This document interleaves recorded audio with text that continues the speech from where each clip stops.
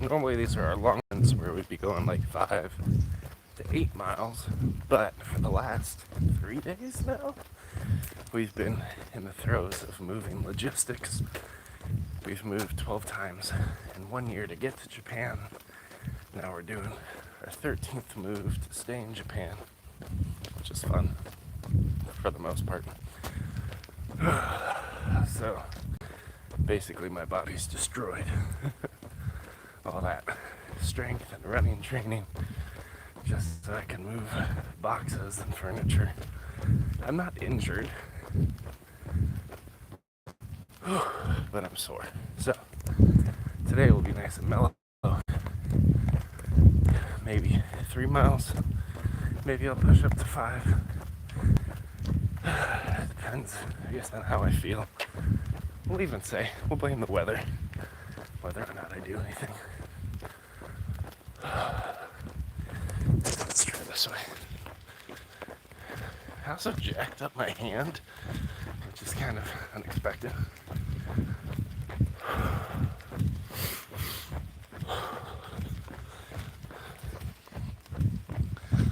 Alright.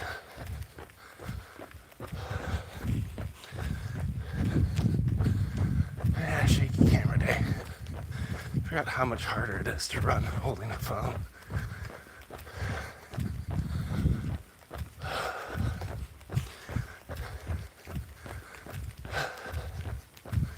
So we'll go nice and mellow today, somewhere between 1 and 5 miles.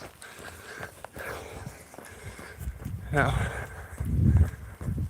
my knees are grumpy today, just because I've been doing lots of squats, but things held up very, very well, and we've moved, I would say, maybe 60% of our possessions into the new pad.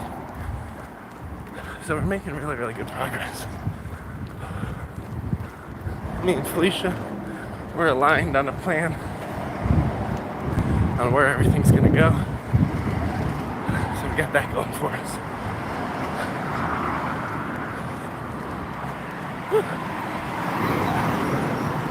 Up the stairs.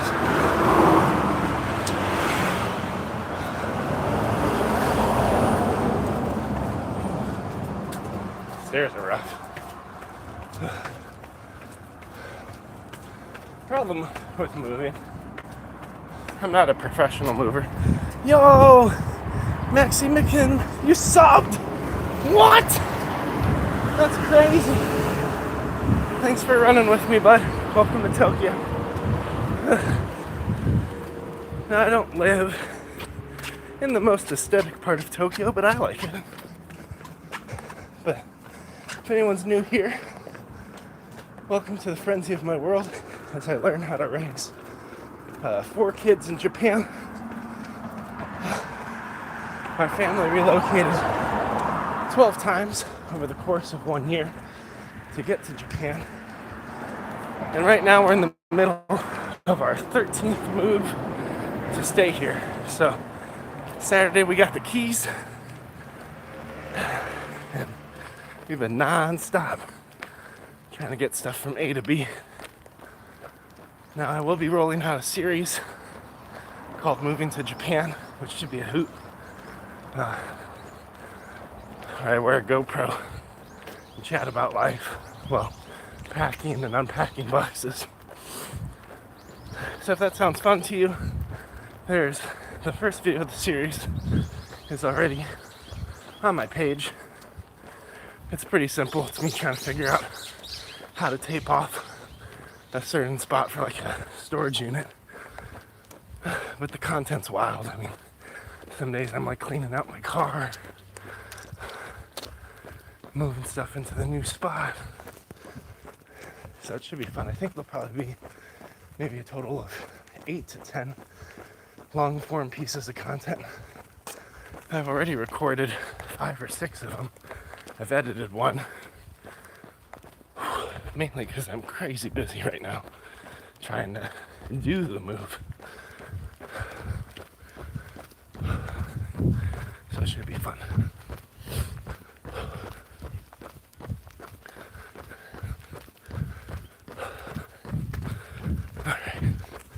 is our least favorite part of the run every time. It's the stairs. 1 second, you'll see. It's bad.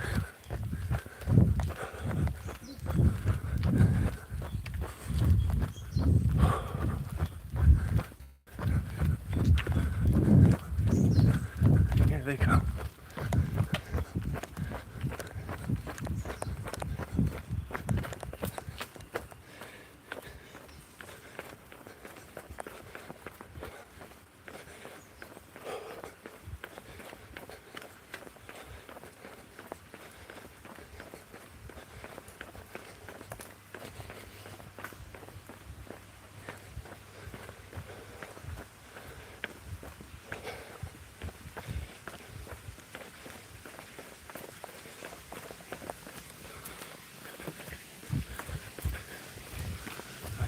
We got the river. It's running a little high today. We've had some pretty heavy rain. Moving in a rainstorm is always a hoot. Trying to time things out. It's great. Between little storm bursts. Oh, yeah. But yeah, I don't know. Today we're going to run somewhere between 4 miles. Somewhere between 4 miles. I already upped it. Somewhere between 1 mile and 5 miles. Let's see if I click. Yep. So, if we could lock. Hey, thanks for the like, friend. Whoever did that. Appreciate you. If we could lock in a good pace, I'll see if I can hold it out for a while. And we got out here early enough. It's like 4:40 in the morning. Or at least we started around 4:40 a.m. Kids wake up around between 5:30 and 6:30. Then I gotta get them out to school around 8. So I definitely have enough time. So if people keep showing up to the live and y'all are encouraging and you play nice, chat with each other and with me, I don't know. Maybe I'll give you an extra mile or two. But, friends, happy you're here. This is DadBod, where I make fitness accessible to folks who are heavier set, have pre-existing health conditions, or prior sports injuries. I'm a larger guy myself. I'm 300 pounds, 6'3". I have 2 compressed discs in my spinal cord at my L4, my L5. I got sports injuries in my left knee from high school. Got neck issues, shoulder issues. But I still like to get out here and run and connect. And there's certain things I've done to modify my form to make running safe for people who are heavier set like myself. So, happy you're here. Welcome, friends. It's really as simple as that. I read chat, I jog. It's so funny. Normally I put a GoPro on my head and it's first person. Holding the camera this time and turning and chatting Goggin style, it makes it look like I'm running way faster than I am. This is really like a 12 to 13 minute mile trottle pace. So it's just funny. I saw there's this really great Goggins impersonator. If you don't know who Goggins is, he's great. Some people love him, some people don't. My fitness methodology lies somewhere between Goggins and Lizzo when it comes to body positivity while still pushing yourself, which I realize that's like a very large spread. But anyway, there's some dude doing the same. Goggins running forward looking, chat. He was like, had somebody ask me once if I got any kids. He was like, yeah, I do. But they don't know me, son. And like the whole crux was like, abandon your children. Like, oh my God. So I got 4.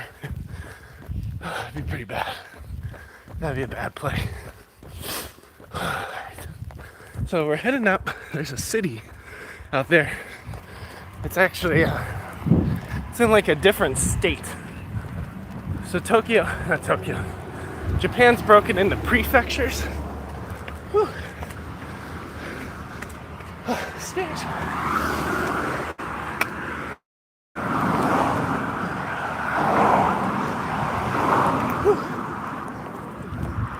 I'm calling on this guy.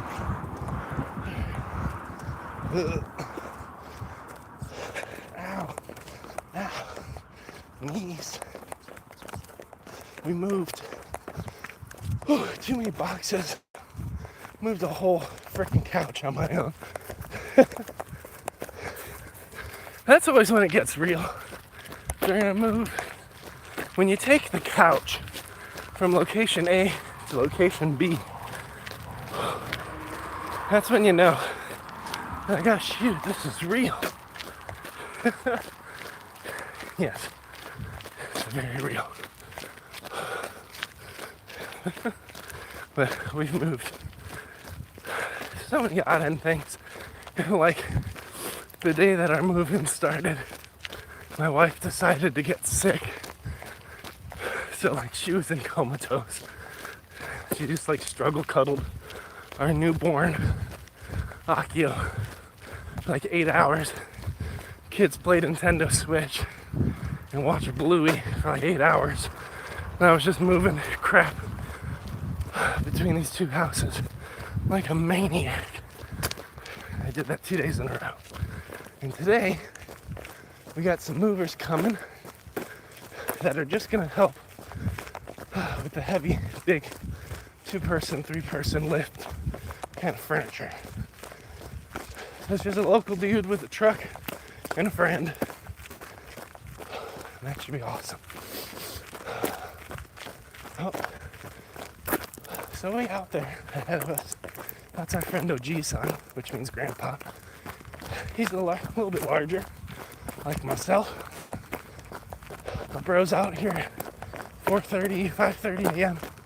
What seems like almost every time I'm out here, because I run this course 3 days a week.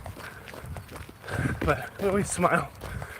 We've never had really a full conversation, just because my Japanese is not there, and we're always passing each other. But we share a genuine enthusiasm for one another's fitness and health journeys. So you'll see me try to speak some broken Japanese. It's a good time. Almost there.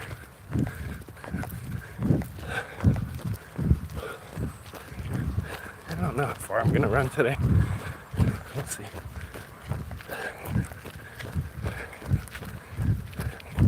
Ohagozaimasu. Huh? Samu? I don't know what he's saying. I want to talk to him so bad. Sambiki? What does that mean? I don't speak Japanese. Beautiful puddle with clouds. Those are always fun. I don't mind when the course is a bit damp, as long as I can keep my feet dry. There's a huge difference between a long run with dry socks and wet socks. I've done them both. But if somebody could fix that problem, they'd change the world. If you made socks and shoes where the heat and moisture only leaves the shoe through little tiny valves, but nothing comes in, you could change the world with that idea. Imagine how many athletes would pay for your special shoe. I hope Adidas and Nike are listening. Give us a shoe that only shoots out the moisture and doesn't take anything in. Runs right through a puddle with dry socks. No momentum lost. It's gotta be possible. They have to be like 3D printed with little micro one-way vents and valves. And then when the temperature or humidity inside the shoe passes a certain threshold, they automatically open and vent. I'm gonna invent it. Be epic. So freaking epic. But friends, thanks for jogging with me. Thanks for hanging out. Hopefully this is as much of an adventure for you as it is for me. Especially because this morning, you know, like every morning that has a long run, we always wake up in kind of a fearful, doubtful headspace. So like today's fears were, oh, we've done way too much lifting, walking, squatting, movements the last 3 days with the move. You haven't recovered enough. You're sore. Or even like you're asymmetrically sore because you're twisting and lifting one way versus the other. It's not safe. It's a bad day. Don't run. Or the other side is like, oh, you got to get back by a certain time because you still haven't cleared out some of the furniture that the movers are going to move. You got to get the kids to school and take a shower. So it's all like the stacked things of life. Bird! So every long run on Mondays always kind of starts in that headspace. And, you know, the objections we have to getting out here. The objections are always a little different. But they're of a similar mindset. You know, it's just, what are you going to do with that? How do you kind of meet yourself in that place and remember your commitments to yourself? Remind yourself that self-love is doing hard, disciplined things over a long period of time. Not wrapping yourself up in a warm blanket for an extra 2 hours. Like, that's actually passing downstream pain onto future you. You know, you gotta get up, you gotta move, you gotta care for yourself. So that's my working methodology in these spaces. It's not perfect, but anytime I run, there's always this primordial dread. Yeah, I love the Thanos quote, like, dread it, run from it, destiny still arrives. That's how these long runs feel. It's like, shit, yeah, it's still gonna arrive. It's still here. Am I gonna be here? So, friends, we've already run about a mile. I wouldn't have the audacity to say we've found a lock-in pace in my form. It leaves something to be desired, but we're not in any like danger zones. So I'm gonna see if I can at least get us out to the 2 mile marker.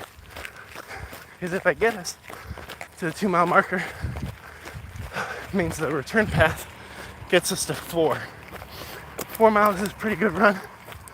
That's about 6-7 kilometers. For all you metric folk out there, metric is king, in my opinion. Y'all can fight me. Metric is better in every single way. I'm also not used to holding the phone in my left hand while running. we'll see. But 2 miles, way up that way. If we push to 2.5, we'll get to see our cool bridge. I'm half tempted. That's a long run, baby. Put us up to 6 if we want to run over it. I wasn't planning on 6. We have a half marathon in October that we're registered for. I think we're fairly well trained for it already. So, for the first time ever, I might be able to train not for completion of the distance, because it's likely going to end up in my capability, but rather I can train for some kind of time. And I don't know what that looks like. I don't know what a good goal even is in that space. But I could start to look at what my pace normally is for the long runs. I could start to train up for it. I might introduce tempo runs. I freaking hate tempo runs. Tempo runs are a little bit different than fartleks. If you've been on our channel, we do a lot of fartleks. We do them every Friday. It's a weird word. It just means interval training applied to long distance running. I typically do low intervals for a minute, and then my upper intervals are variable. So they go from 30 seconds to a minute and a half, 2, 2.5, 3. And this past Friday we pushed up to 3.5, which was ludicrous. I'm still amazed and surprised we pushed that hard with it. But a tempo run, tempo's a whole different world. All right, so with a tempo run, it's typically a long distance run. So it's gonna be more than a mile, for instance. But one of the unique nuances of it is you lock a pace. So it's always gonna be shorter than your race length. So when we did tempos, say for training for the 1 mile run or the 2 mile run, our tempo would be like 800 meters, 1600 meters would be a mile. So if we're training for the 2 mile, do a 1600 meter tempo. Oh, there's 2 ways to do tempos actually. You can set your pace faster than what it should be on race day. Run at a shorter distance. And it's just to really push your heart rate to edge and sustain it. So like, we would go out on a long tempo run. Our coach would follow us in a car. And at every quarter mile, he'd have a stopwatch and yell at us and be like, "You're 12 seconds slow." And I'd be like, "Ah!" And it's like, you were racing to like hold this impossible pace. I would always burn out because I'm a big fluffy boy. But that was always fun. So you can either hold a pace above your race pace and run shorter distances, or you could hold a pace slightly below your race pace and hold it for a longer distance. Both of them in combination get you really well-rounded endurance, because you get comfortable pushing pace, pushing that heart rate up, letting it climb, and you get comfortable sustaining an elevated heart rate longer. Both are really important if you're trying to run a medium to long distance quickly. Here we go. Keep breathing. Let's go. We're almost at 2 miles. Based on how things are feeling, We're not very crunchy. We got good, really good, honestly, core stability today, which is nice. Breath work's okay. Glutes, hips are okay. We're running fairly symmetric, so I say we push from 2 miles to 2.5 miles. And when we push out that far and run it back, that'll take us up to, well, instead of 4 miles, 5 miles. 5 miles feels good. I didn't think we were going to do a 5-mile run today, but our body's performing nicely and behaving, so I guess why the heck not, right? Let's keep rocking it. But our 2-mile marker, it's right around here, like in the woods. So, pretty darn close. Yeah, this doesn't mean we're not sore. It doesn't mean that we're not breathing, struggling. But we've found a pace and a form that I think we could sustain. It's what I call borderline lock-in. For any long run, eventually, if you train well over time, like I'm on day 376 of my program, eventually you can reach what I like to call lock-in. And lock-in is basically like, you don't have to think about everything. Normally on runs suck. They're uncomfortable. You're sore. You're breathing. You know, like you have to be engaged with the process to tell everything what it should and shouldn't do, and when it should or shouldn't do that. But eventually, you could find what I call lock-in, where your body just kind of accepts it, and then you rock in.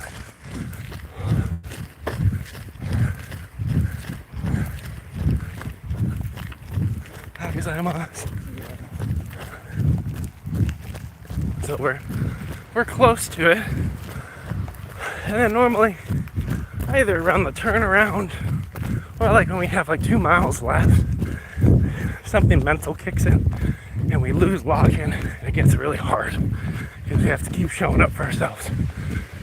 But sometimes, depending on the length of the run, you can rock lock-in for a couple miles if you're trained for it. Obviously not in the beginning. If you're training for your first half marathon, you might not ever find it. But if it becomes a lifestyle, there you go. Bro is out there fishing in the water on a chair, levitating. That is just peace right there, right? He's got the trains in the background. He's between Tokyo and Kawasaki. He's got a long pole, catching some breakfast. He doesn't go home till he's ready to eat. Beautiful with the city in the background. Man, I gotta get my priorities straight. Let's put it this way, so at least you get the river. But anyway, friends, I'm borderline lock-in right now. Part of me thinks like if I just flow, everything will be fine. I don't want to force it. It's like how I see my kids solve problems. The 2 Legos don't fit together. They start smashing them on top of each other and hitting it, crying. And it's like, just slow down a minute. Line them up, gentle, and then apply pressure symmetrically. And it's like magic. That's kind of this run today. It's like, just wake up, get out here, nice and easy. Tell yourself, hey, did you know you run long distance every Monday just fine? Hey, did you know you also do strength and conditioning on Tuesday, Thursday, and Saturday. Did you know you've actually gotten pretty good sleep this week?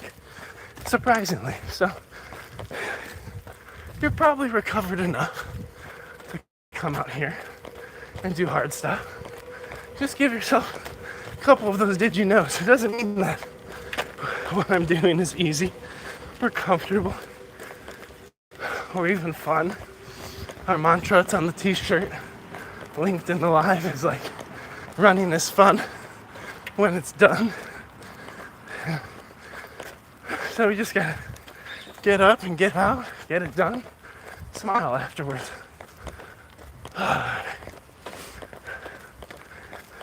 Like, do we want to be greedy? Push for 6? We did 8 last week. I'm feeling kind of good, but I gotta remember, like, I gotta get home. There's other crap I have to do today. 6 would be under that bridge, which looks deceptively close. It's farther than it seems. It's a long ass bridge. Today, let's keep it at 5. We've gotten what we need out of today. We've pushed ourselves, got some cardio, good breathing, good reflection, time of meditation or prayer. Let's not go too hard. So we're gonna run out, basically to the base of this bridge. Yeah, my legs are starting to wobble. But again, it's a mental thing at halfway sometimes. Like, if I decided for 3, I'd probably be feeling hot right now. It's so interesting how much overlap there is between physicality and just like the emotional, spiritual on the run. They shake hands. Whew. So we'll run to the end of this trail. There's a little bit of concrete. We'll turn around under. But next week, we'll get to the bridge. We'll climb up it and over it. We'll be in good shape. Yeah, we can be proud of ourselves with this one, I think. And turn it around. Keep pace. Nice forward lean. And we did it. We're still running 2.5 miles in. What is that, like 30 minutes we've been going? 32? Nice.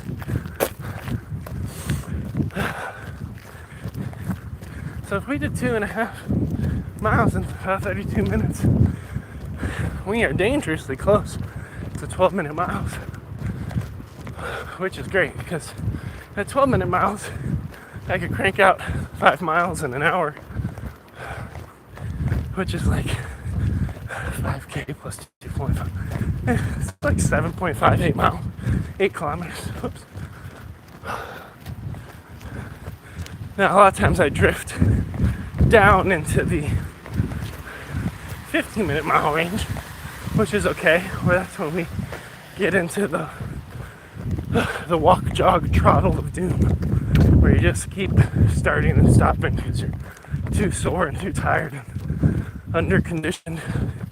That's garbage. Like, those ones 4 miles in an hour just make everything feel like dread.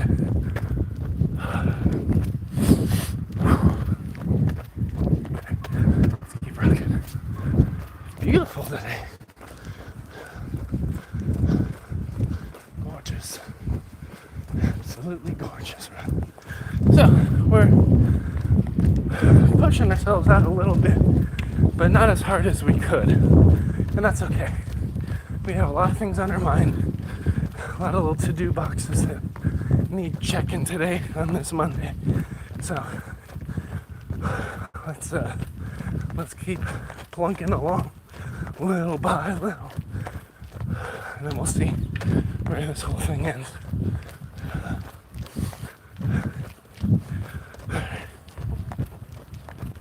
Upwards and onwards. Oh man. Keep leaning forward. Keep kicking legs back. Shoulders rolled down. That's the phone. There we go. Give me a nice concrete wall. Feel like you're zooming. Good breathing.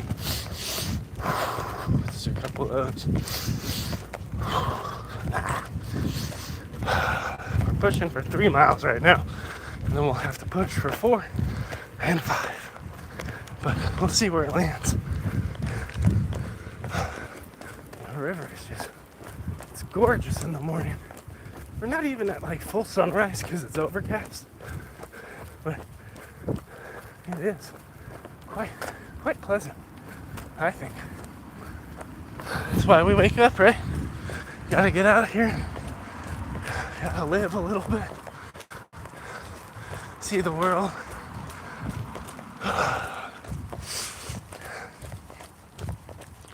We'll see.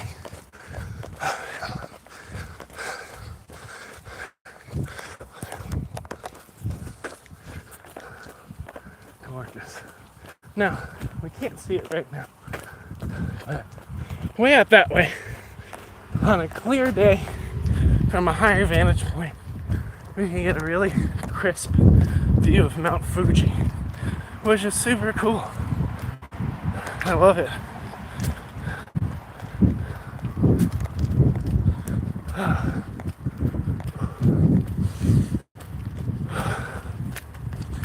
Little by little, things making their way. Now, we had a beautiful lock-in pace. Everything was flowing. Legs were feeling good. Core was feeling good. Breath work, decent. As soon as we hit that 2.5 miles or 3 miles point, 2.5 miles, everything unwinded towards, oh God. Here we go, impending doom. Are we ever gonna make it back? Now we're sore. Now our breathing's a little labored. Should we walk? We should probably just walk and enjoy the river. Which sometimes we do. Just recover, rest, chill. I ain't got no chill today. I gotta work. I wanna be healthy. I want to live. If I want to be able to run around and play soccer with my kids and my grandkids, I gotta rebuild my back and my knees. I gotta be like RoboCop. Hopefully with less metal. Wet sock fell.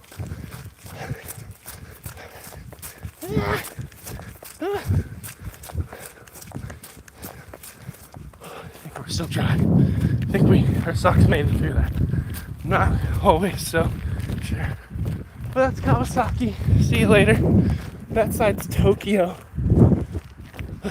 And we're running between 2 different states. It's a good time. Oh no.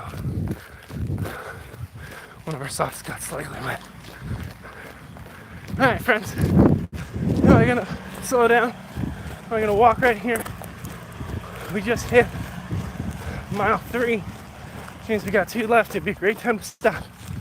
It'd be a great time to just coast, chill out, take a breather, pat yourself on the back for waking up, doing such a good job.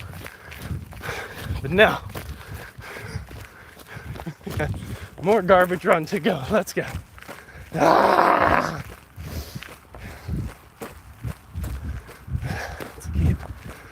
Trottling. Now, one of the things we can tell ourselves for motivation, well, maybe, this is motivating for some, probably not all, right? It's like, we got 2 miles left. We're not going to finish that in 5 to 10 minutes, right? 2 more miles at a 12-minute mile pace. Give ourselves some buffer. We're looking at 26 more minutes. Which, it's not impossible, right? And we've been here before. We've run this far before. We know it's terrible. But it's 24 minutes. It's not 5. Which, and this is why I say, like, it's encouraging to some. Whew. It just helps you have, like, the right expectations of what kind of pace you should set, how long it's really going to take. Because when you're trying to do long distance, a lot of times, as you get fatigued, there's this weird inversion that happens in which you become more fatigued, more sore. Hopefully, if you train well, not pain. We're saying sore, right? Lactic acid is real. That's okay. Bones crunching on one another is also real. That's not okay, okay? Got to work on form and posture. You don't want running to be a grinding experience. Bone on bone just means less bone over time, more pain over time. Anyway, when you say with honesty, like, hey, you got 24 minutes left, not 5, it helps you set, hopefully, realistic expectations for the journey and where you're going, how long it's going to take. Because when you get fatigued and tired, this inversion we're talking about is that we can disillusion ourselves and set false expectations. And our pace increases. It's really weird. You're tired. You're breathing heavy. You're sore. You're exhausted. You've been out here for, in my case, 41 minutes. Right? And somehow, instead of your pace just falling towards a walk, when you're on that last couple miles, sometimes your pace will climb. And it's because emotionally, you're just done. Spiritually, you feel like you got nothing left. So it becomes this exasperated, over-exaggerated trudge running. You lose your form, which means you lose efficiency. You stop constricting your core because your core's tired. You start running with your feet landing in front of your center of gravity instead of on it or behind it. So you lose your forward lean. You start to lean back. So you're running faster though, because you're driving, you're pushing, you're breathing, you're tricking yourself. And then you hold that for 5 minutes and then you crash and walk. And a lot of it, I think, is because you don't give yourself those honest, settling moments of like, hey, we have 2 miles left. Based on our natural pace, that's 24 minutes. So locking in a mellow, consistent pace is going to finish the job much faster than that ramp up burnout. You just got to know yourself. You got to know where you go when you're uncomfortable and tired. And no, shoot, I'm going to bring you awkwardly close to my face. And no, tana. The N after the T is hard for me. It's so nice to meet you, friend. Welcome. Welcome to Tokyo. We're in the middle of a 5-mile run, which is like just about an 8K. It's probably like 5:15 in the morning. And Japan doesn't do daylight savings time like the US. So in the summer, the sun comes out wicked early. Like almost impossible for me to catch a sunset. I mean a sunrise. Because it starts hitting like 4:10. And for me, there's something psychologically powerful about waking up before the sun, which I still normally do. But actually, like running out and seeing it come up, that's cool. So winter running, that's my jam. I don't know, you feel much more accomplished in those situations. But friends, we're running between 2 cities right now. Tokyo's on this side. On that side of the river, back there, that's Kawasaki, where they make motorcycles. It's also where my Costco is. Costco's very important. The best cheese in Japan is at Costco. You get real Parmesan. You get real cheddar. Particularly white, sharp Vermont cheddar. Best cheese in Japan. Oh no, man, they just do cheese different here. It's alright. No hate. It's not wrong, it's different. Woo! Struggling. I'm over here like, alright, do we have 1 mile left? Do we have 1.5 miles left? Is it gonna take us 12 minutes, 18 minutes? How do I set realistic expectations when I'm tired? I don't know, just keep going, Joe. The wind's pushing us in the wrong direction. So we're running against the wind. It's surprisingly a little chilly, which I should be thankful for because, oh my gosh, summer's coming. I know summer running in Japan. It's death. It is absolutely dreadful. Summer running in Japan is what pushed me harder towards the 4 a.m. wake up. It's like, I have to get out and beat the sun. And even with that, I'm stopping off for water along all these spigots and these baseball fields and stuff because it is just a nightmare. Hot.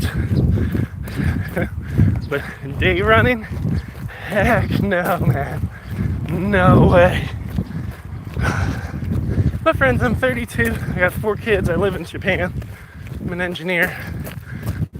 I got back injuries, 300 pounds. We're out here jogging, having a good time. How excited I was. Bro's got a beautiful pace. Wonderful, wonderful pace. Keep walking along. Don't give up. Just singing my song. Oh, here we go. Here we go. We're losing motivation, friends. We're not in no man's land, okay?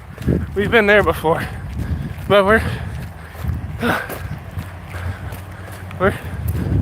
deep in the valley. Oh man, come on. This is where we start to break down physically and emotionally. Been at it 47 minutes.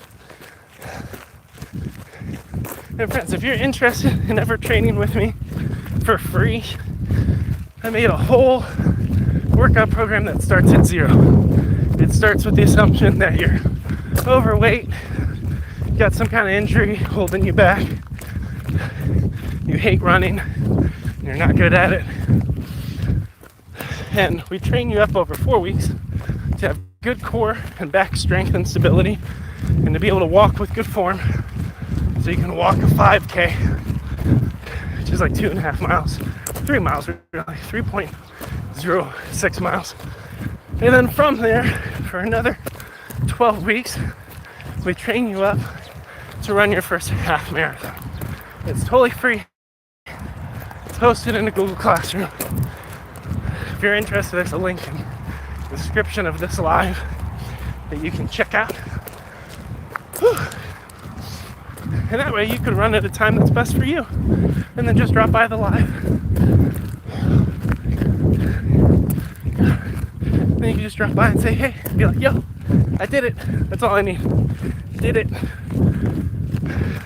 Someday, when we put 100, 300,000 people through the program, folks will just be coming onto the live and say, did it. That's all it is. It's that accountability. It's a light touch. Because it's your journey, it's not mine. I'm on day 366. I could run a different pace and a different distance. But we need folks on their day 1, their day 5, day 10, getting moving.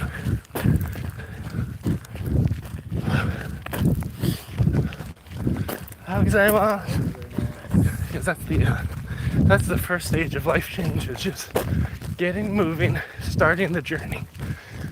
Second stage, where I'm at 376 days later, whatever, is like locking in the journey, locking in the progress, making it a lifestyle. Even though it's always hard, it's always tricky, there's always something that we could reprioritize. But when you start to hit that psychological lock-in, good stuff happens. We'll get people there. Right? Eventually people start finishing it, forward it to their friends, repeating it. It'll spread. Like Agent Smith said, like a virus. Humans are a virus. Love that scene. I remember watching this game and be like, what the heck? Because he like leans across the table to Neo. And he's like, you disgust me. And like, the sweat and stuff. It's such a good scene. Oh, great actor. He was also that elf in Lord of the Rings. Arendelle? Rivendell? I don't know what his name is. Oh, come on. Come on. Keep going. We're just about, and the measurement's always a little wonky, but we're just about 4 miles in. I'd say about, I don't know, 6.5 kilometers. We're fading. You know, my hand grip is a little shaky. Don't lose pace. Don't lose form. But we gotta go home, take a shower, feed our kids, take them off to school, pack up some more crap, have some movers coming at 9, maybe do some video edits. It's gonna be a wild day, friends. Wild day. You have no idea. Burp. We got woodworking coming at you soon. All kinds of crazy. Let's go.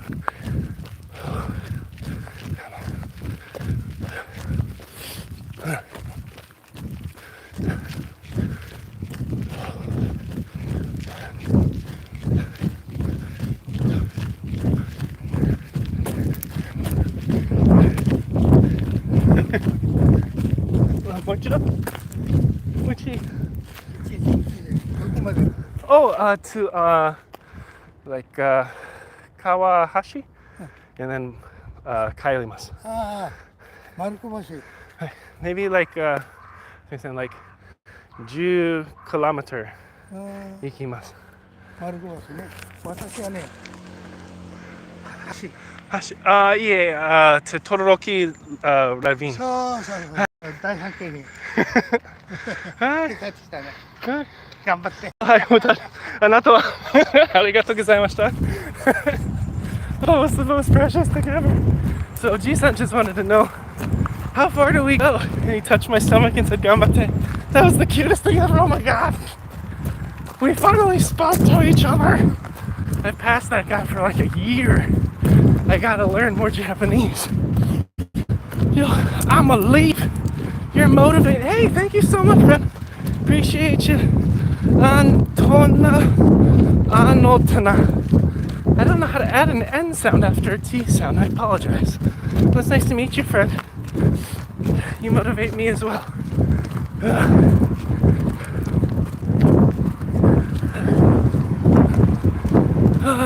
Let's go. That was so cool. I got the Japanese Oji-san belly tap of approval. Where they're like, you're big, but you're doing things to be less big. Tap, tap. Used to make me feel super insecure. And now I'm like, it's a rite of passage. Because all Americans, from a BMI perspective, holistically are larger than Japanese. And there's a belief within the Japanese that it's 100% behavioral. And in many ways, yes, there's certain people are predisposed to different metabolisms. You have to have impacts of trauma and circumstance. Right? Here you have like Ozempic, or you're exactly what I said. We're gonna walk up these stairs. That can help from a pharmaceutical perspective. But you can put that weight back on if there's not behavioral modification. So like, it's a yes. Yeah, no, shoot, we should walk a little bit. Head rush. Let's enjoy the nice morning weather. Whew, sore. So we're at like 4.5 miles in. I'm happy with that.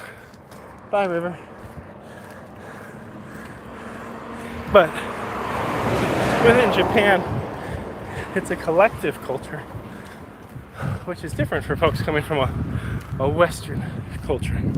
You know, so in a Western culture, if your doctor's like, hey, here's where you are on this chart, we might need to change how you're eating or your level of exercise or activity. Like, to some folks, that can even be too personal or shaming, but true. Right?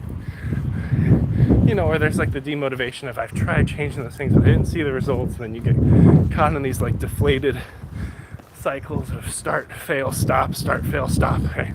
And a lot of times the doctor's feedback, it's honestly not enough to break that cycle, which is where that feels. In Japan, because it's a collective culture, everyone's kind of pulling together towards the collective common good. Now, it's an over-exaggeration. I try to be careful with generalizations because within a culture you have people on a spectrum, right? But if you needed like a character, it'd be like Spock. All right, let's run again. We can do it nice and mellow. Let's jog it out. Let's get it done. But if you had to have a character, it'd be like Spock, where the needs of the many outweigh the needs of the few. So because of that, even though it may make you feel uncomfortable to have grandpa tap your belly and encourage you to lose weight, tell you you're doing a good job losing weight, in Japan, everyone shares the responsibility to make sure everyone's healthy and moving forward. And if you're coming from a Western, particularly an American context, it's very uncomfortable in the beginning. Like, we just have different bodies and different lifestyles. And honestly, the Japanese lifestyle is much more active.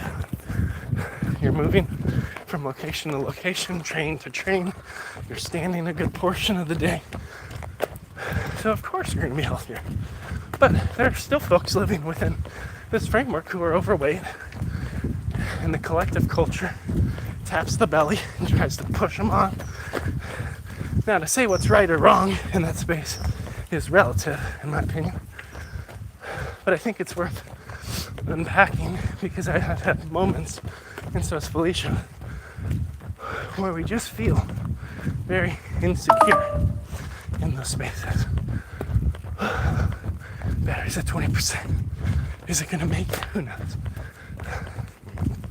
And it's one of those things where, like, morality can be fluid sometimes depending on the circumstance. Not always. Some would argue there's absolute truth on certain stuff. But that one's interesting because the societal presets are so different between Japan and the US or the West that we feel the tension of that difference, and immediately we can have a judgment instead of receive it as a good thing. It's very complicated, very difficult to navigate. But living at the intersection of culture, language, it's a fun space to be, man. I love it. Oh, it's hard. Just like this run. So we're gonna run to the stairs. That's our target endpoint. Then we're gonna walk up the stairs. Because we've put in good work today. We're probably at about 4.5 miles now. Just really good progress. Just got half a mile left along our happy little river with our happy little trees. We're making our way little by little. It's been a good run so far. Good workout so far.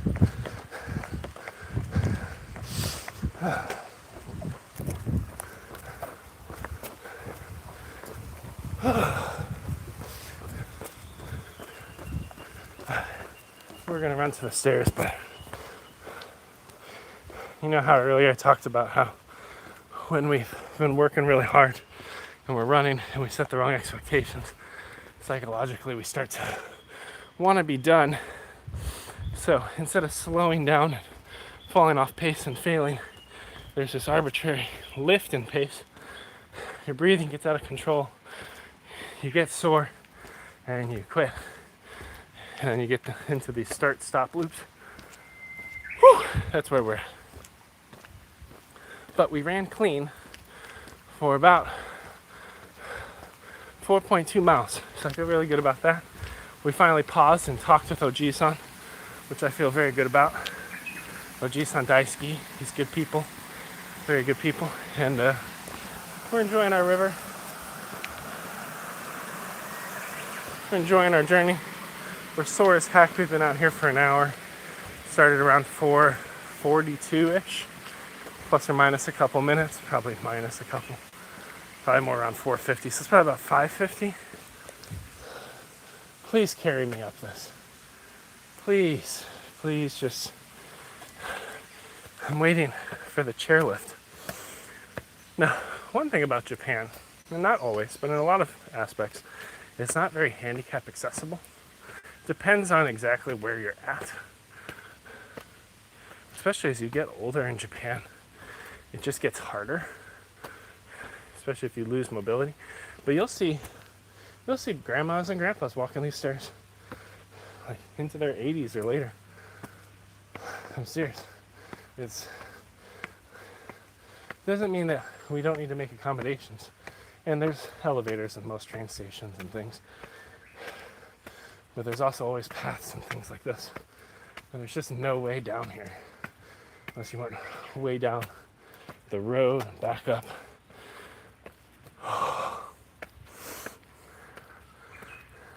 And part of it is just the terrain of Japan. Oh my God. Oh, hamstring. Whew. We're almost there. Good run. If we held pace and blew past Oji-san, who was asking us good questions, we never would have got to know him. That's the start. Maybe every day we'll talk with Oji-san. Maybe someday we'll have really fancy automated overlays with a picture of his happy face and a big explosion. It'd be cool. Be really nerdy and strange. Just to create some lore about Oji-san.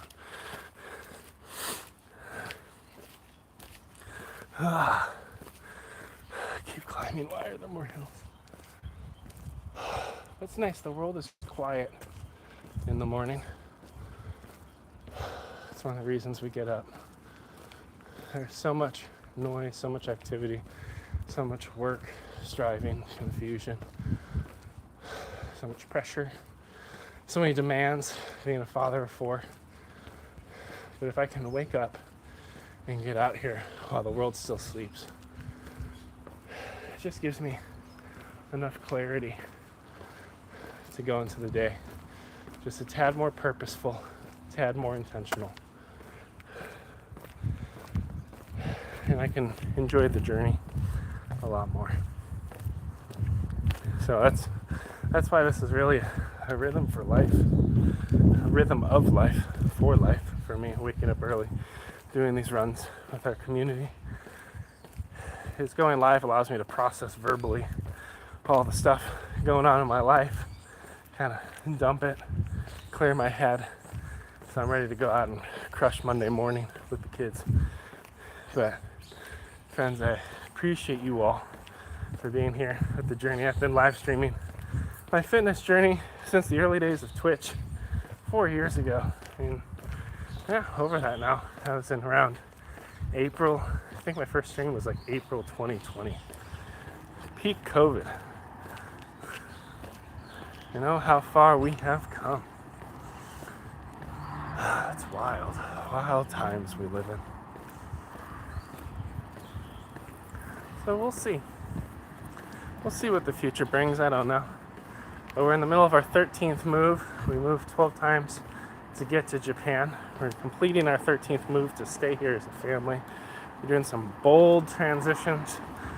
My international assignment with Johnson & Johnson comes to an end in June. Over the last 5 months, I've applied to like 30 plus jobs within J&J, a whole bunch external as well, trying to keep us here and none of them panned out yet.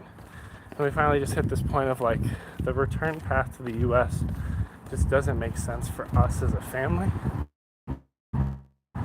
So we return path offer has taken us to a different state, which hands out now. I do have an interview this week for one of the J&J jobs I applied for that's localized in Japan. So we'll see how that pans out. I'll keep you all updated on that. And then I'm doing some consulting stuff on the sides with some undisclosed partners because contracts aren't signed yet, but that'll give us a little bit of a bump in the transition. And I'm thinking about starting a company part-time initially, focus on helping fathers be more present with their kids. So we'll see where that all lands.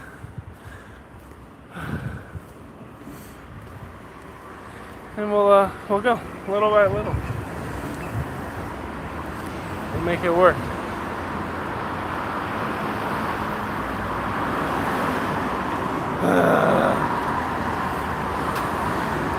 Sorry, I'm sore, tired. It's been a long run.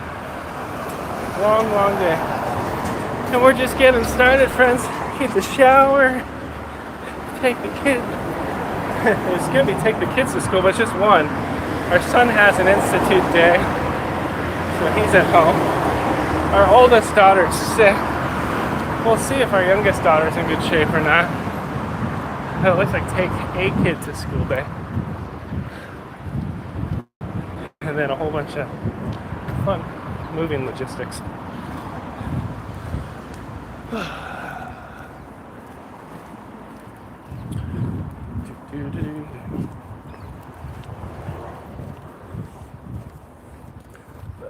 Welcome to Tokyo, friends.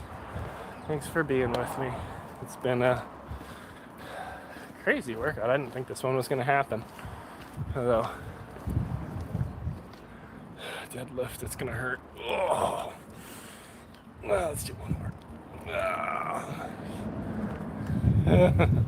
We gotta do some stretches today. Tomorrow's lifts are gonna suck. But tonight, possibly, will be the first night we sleep in our new house. Very exciting. We'll see if they can move the mattresses or not. We hired someone to help with a moving truck. They got a little truck to move stuff. I'm not sure if it can accommodate king-size beds or some of our larger furniture. So we'll see how this is all going to work out. It looked like a decently sized truck. So should be a fun time. Possibly. Otherwise I'm going to be moving a lot of furniture on my own. I have to rent a truck and beg, borrow, and steal help. Which is always a hoot. Bum bum bum ba-da-dum. Ba-da-dum bum ba-dum bum bum. Bum bum bum ba-da-dum. It's the Mario Kart loading music. Whew. Good distance though. We did about an hour, 10 minutes of cardio, which is nice. Worked the heart. Stretch that out for a minute. Oh. Very nice. Oh. Did a little bit of a longer recovery in the back end. The distance still counts even if you walk. I know a lot of times you'll hear me fight walking. It's because like comfort always seeks a lower intensity, right? So like a lot of the time when I'm running quick or doing half marathon pace or even jogging, you always will have a proclivity to move down a level, not up a level in intensity. But there are certain times when walking is super healthy and right, especially if you're getting started, you should walk. Like for my half marathon program that I set people up on, the first 4 weeks, it's only walking. But learning how to walk a long distance with good form safely, training up to a 5K before we try to train you how to jog. People start going too hard, too far, get injured, and then they quit. So we'll see. Should be fun. I like this whole YouTube Shorts live stream. It's a fun context. It's very similar to TikTok. People tend to roll in and out at a pretty quick frequency. I think eventually people will linger a little bit more. Almost to the end of this workout, friends. We're very close. Now there's a kid running. He's probably going to pass us. He's booking it for a train station. We'll see if he makes it. It could be very exciting. Here he comes. He's a runner. He's a track star. Not yet. Nope. Running out of steam. Let's see if he can hold pace. He hears his train. Realizes he missed the train and slowed down. Don't we all? Alright, friends. I'll see you on the next one. I gotta go be a dad.